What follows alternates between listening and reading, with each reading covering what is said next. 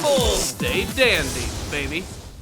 Kawaki is moving on up. It's not to a deluxe apartment in the sky, but Naruto's house in Konoha Village, I think it's going to be just fine for the creepy little edgelord. That's right, my friends, it's time to take a look at another batch of episodes from Boruto, Naruto Next Generations. I haven't reviewed the last couple of episodes because I've been very busy, haven't had enough time to look at them, but I managed to sit down today and watch all of these episodes to completion, even the latest episode of the series. So basically today I'm going to be talking about episodes 191 all the way through 194. And it's actually kind of great to watch all of these episodes all at once because they're not exactly the most remarkable episodes, but there are certainly some diamonds in the rough in all of this material, and most of it actually revolves around Kawaki, as he's now been brought to Konoha Village, and he does not like this at all. In fact, the last episode that I reviewed was all about him getting locked up in that facility, suddenly escaping, and we get to see him going out into the wilderness, meeting this random dog who he manages to survive with, as well as meeting Sumire Kake again, showing the relationship between these two characters I think is remarkably interesting, as even Sumire herself mentions that these two characters are very similar. She sees a lot of herself in Kawaki, and then we get this really great scene, which is arguably the highlight of the entire episode, where basically Kawaki's being chased down by all of the Konoha police when suddenly he's about to unleash the power of his karma, and then Naruto just suddenly arrives, powering up to his big form, deflecting his attack, and deciding to take Kawaki under his wing and bring him to the Uzumaki household. But before we get to any of that stuff, we actually get to go more in-depth into Kawaki's backstory, and a lot of this material was not in the manga version. It's basically just sort of been supplemented here, going to his backstory of him growing up with his shithead of a father who essentially was a drunk, obsessed with alcohol, and he tasked Kawaki with working so that he could basically help him with his habit of getting shit-faced every single night. And basically it's just there to show you that Kawaki had a really shitty childhood. It was already insinuated before, and this doesn't really change anything. In fact, you can mostly skip a lot of this material. All you really need to know is that Kawaki's dad was an asshat, and that Kawaki had a bad childhood and Jigen eventually found him. But there's a lot of important details here, like how it was actually Delta who I believe discovered Kawaki initially, and she was able to take a sample of his blood, which is what I think allowed Jigen to eventually find him and realize that he was going to be sort of a prime candidate for putting the karma ability into. And basically by the end of the episode we get to see that it wasn't only his father, but there was another guy in town that he thought he could trust who was another human trafficker. Things don't end up working out well for this guy, and Kawaki is brought into the fold of the Kara organization. And this scene is really interesting. In fact, this entire episode is kind of interesting as it's amazingly atmospheric and features some really great artwork for the episode. There are just some amazing character expressions in this episode, which are deceptively dark and interesting in a way that I can't recall ever seeing in the Naruto series before, and I really liked the stylistic change of this episode. The next one is where things get a little more stock and standard, where we get to see that Kawaki is indeed going to be living with Naruto and his family, and of course this doesn't sit well with Boruto, as these two characters simply just hate each other, but it does lead to a lot of really great moments between them, like the fact that when they're living together and they wake up in the morning, they have a big fight over who's going to take their piss first in the bathroom, and it's a fantastic scene because it has some surprisingly great fighting choreography attached to it, and the fact that it was all kicked off over the fact that these dudes just want to take a piss is really funny. And one of Naruto's clones manages to actually stop them in the middle of their fight, and what's really funny about this scene is that this clone was created while Naruto was taking a shit. You know that because you actually see him on the toilet. I don't know what it is with Naruto and toilet humor, but they always just go hand in hand, don't they? Well, the rest of this episode is basically all about Kawaki as he gets acclimated to living in the Uzumaki household, and really, he's just not all that thrilled to be there. You can see that basically he gets along with everybody like oil and water, but it makes sense because Kawaki is a character who's never had a family life before, or at least a proper, healthy one, and he's not used to it here. Even with Hinata trying to appeal to his sense of kindness by offering to make him food that he would like, he doesn't even know how to respond. He's never had this sort of privilege before, and he constantly feels that he's going to be hurt or betrayed or trapped by someone on, but Naruto does reassure him that he is there to take care of him and to keep him safe, despite the fact that he's not going to give him a tremendous amount of freedom to go around the village. That's understandable, but still, this is also really great because we get to see more of Naruto, a character who's been surprisingly absent from the series. Again, this is the Boruto anime series, and they want to focus on him and his friends and everything, but it is kind of interesting to see that while Kawaki has been brought into the Uzumaki household, Naruto has decided to stick around just a little bit more. And while this seems like it might bother Boruto, Himawari makes it very clear that he's very happy to have his father around a little bit more. And you can almost sense a sense of jealousy when he realizes that Naruto is spending so much time with Kawaki. But again, just like Sumire Kake, Naruto sees a lot of himself in Kawaki, that desperate loneliness, that abandonment of not having a family growing up, or at least one that didn't really care for you. Naruto's parents did care for him, but he never got to know them, and he grew up in a life of loneliness, only being able to rely on his friends. It's something that's sort of been the backbone of the entire series since the very beginning, and that's what makes Kawaki kind of an interesting character. He is very similar to Sasuke in many senses, but also takes a lot of cues from the original Naruto character. So that's why Naruto seems to have a lot of sympathy and empathy for his character, thus wanting to bring him in here.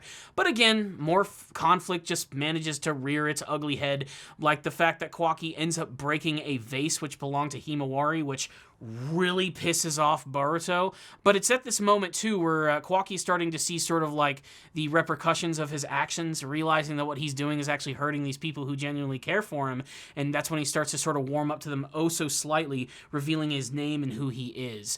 Then we get the big moment here where it looks like Naruto and Kawaki are going to go on a little adventure themselves through Konoha village, which I think is actually kind of interesting. We even get a nice moment between Boruto and Kawaki as well, where they start to reveal how they actually got their karma abilities, and that again leads to another very scary scene going to a flashback sequence of Kawaki when he was being experimented on by Amato and Jigen of the Kara organization, and this goes into some surprisingly dark territory. I mean, the Naruto series has never been afraid to show some really dark material, especially in terms of the subject matter, but the fact that Kawaki is a child who was essentially bought and kidnapped and experimented on is really disturbing. But to actually see these experiments take place where Jigen is utilizing the power of the karma and showing that when it doesn't work with a specific individual, they essentially die, is nothing short of disturbing. We even get to see the experiments themselves in full, where apparently these children are kept in these massive saline bags, and Jigen uses the power of his karma, which causes all these marks to appear on his face, which look all sorts of freaky deaky. He injects the karma into these pots, which slowly force their way into these giant bags where the kids are hanging out, and then they eventually get to use this power, or they straight up just die in the process. We of course know that Kawaki is one of the last two people who was experimented on with the karma, and he actually did manage to survive. But this actual moment is surprisingly claustrophobic and pretty damned horrifying, and again, done with a lot of really great atmosphere. They managed to make the Kara seem very disturbing in this scene, and again, it just paints them as this really great next level villainous series, and I cannot wait to see more of them in action. So, what's the rundown on all of these episodes of Boruto? I'd sort of just like skimmed through a lot of the major events, but it's pretty simple material here of just watching Kawaki get acclimated to living in Konoha village and being forced to interact with Naruto and his family. And of course, it just doesn't go immediately amazing. Like, he has a lot of apprehension considering his entire life. He's been just treated so horribly by everyone and used by pretty much everyone he's seen as either a family or authority figure. So you can't really blame the character for trying to see this as like some sort of trick for people who are just trying to utilize him for his power. You know, it's frustrating because you know that the main characters have good intentions, but you have to understand where Kawaki is coming from. But you can see that he is starting to warm up to a lot of the characters and their sensibilities, which I think is really great. There's a nice tender scene where they're all having dinner together and you get to see that he's actually enjoying good food for the first time. Hot pot, which, by the way, if you haven't had, it's fucking delicious. You should try it. It's really fun. It's a great communal type of meal, and it's, I think, very symbolic to show that they're trying to open up to him, not just in a very friendly way, but they're trying to show that when they all come together and they have a lot of friendliness with each other, that, you know, this is what standard life can be for someone, and Kawaki has access to it now, and he needs to try and embrace it, but it's going to take a little more time. One day at a time, Kawaki is going to start to change as a character, and I think that's really great. So yeah, this is another great introduction to his backstory and getting to see him go through all of these different emotions and getting to see the growth of this character, and I think they're doing a pretty good job in comparison to the manga version, and they're doing a pretty good job of expanding on those manga elements by inserting some more of the backstory of Kawaki and just some of the smaller moments between him and Boruto. And again, if you just wanted to see the two characters throwing down with their karma abilities while trying to fight over who gets to take a piss first, this might be the episode for you. So I think it was some pretty solid stuff. All over the board in terms of the production value. I mean, some episodes definitely look better than others. That whole Kawaki backstory episode featured some of the greatest expressions that I've actually seen from the entire series. But then there are little moments like that fight between him and Boruto over the bathroom thing. Like, I thought that was really short, but it was also really awesome in the way that it was handled. And for the most part, everything here still continues to look fairly solid across the board. And things are only going to intensify from here. You already get to see some of that getting built up in the preview for the next episode. And I also just want to say, I don't want to spoil too much, especially for those who only watch the anime version, but some big things are getting ready to happen, so stay tuned. I really hope they're not going to hold back on it and try to, stretch it out for too long, because there's another big battle that's going to be coming up fairly soon, and I'm very pumped to see what that's going to be all about. Otherwise, I kind of liked all of these episodes equally, some a little more actually than others. Maybe that backstory of Kawaki, while it didn't add too much to his backstory and showing like how sad it was, I thought it was supplemented with some amazing atmosphere, which I think really made that episode for me. And it's always great to see more of Naruto as an adult and as a father, while still retaining a lot of that ridiculous personality that he had in the original series. I liked all of these, and I think I'm going to give all of them a 4 out of 5. I think this is all solid material. Some moments are flawed, some other moments are not, but otherwise this is very watchable and something that I think all fans of the franchise who just want more from the Naruto universe, from the Boruto-verse, whatever you want to call it, it's all good stuff here. So 4 out of 5 from me. That's my thoughts, but I want to hear from you guys. Make sure to sound off in the comment section below telling me what you thought about the latest episodes of Boruto, Naruto Next Generations, and what you're hoping to see from the future of the series now that Kawaki has officially become a part of it. So thank you guys so much for watching this review. Please subscribe to the channel for more videos just like this one. There's a lot of brand new anime that's coming out this spring. I might be talking about some, I might not be talking about others, but if there is one that you guys want me to watch or talk about, sound off in the comment section below, and if I have the time, I will look at it. That being said, if you did like this video, maybe take a shuriken and throw it at the like button. It helps out these videos a lot and ensures more people can actually see my content when it is released on YouTube.